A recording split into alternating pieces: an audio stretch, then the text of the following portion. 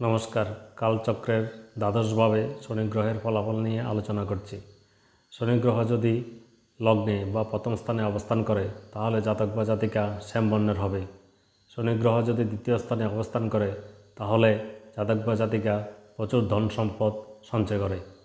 শনি গ্রহ যদি তৃতীয় ঘরে থাকে তাহলে জাতক বা জাতিকার ছোটো ভাই বোন থাকবে না।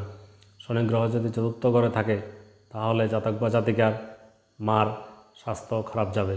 শনি গ্রহ যদি পঞ্চম ঘরে থাকে তাহলে সন্তানকে নিয়ে অনেক টেনশন দুশ্চিন্তা করতে হয়।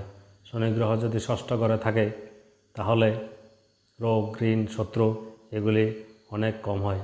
শনি গ্রহ যদি সপ্তম ঘরে থাকে তাহলে বিবাহ দেরিতে হয় এবং পার্টনার শ্যামবর্ণের হয়ে থাকে।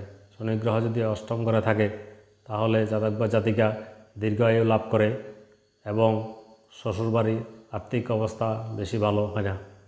শনি গ্রহ যদি নবম গ্রহে থাকে তাহলে ভাগ্যে বাধা আসে বা যে কোনো কাজে সাফল্য দেরিতে আসবে। শনি গ্রহ যদি দশম ঘরে থাকে তাহলে কর্মে সাফল্য দেরিতে আসে এবং নাম সুনামও দেরিতে হয়। শনি গ্রহ যদি একাদশ ঘরে থাকে তাহলে আয় খুব কম হয়। শনি গ্রহ যদি দ্বাদশ ঘরে থাকে তাহলে জাতক বা জাতিকা খুব ভেবেচিন্তে টাকা পয়সা খরচা করে।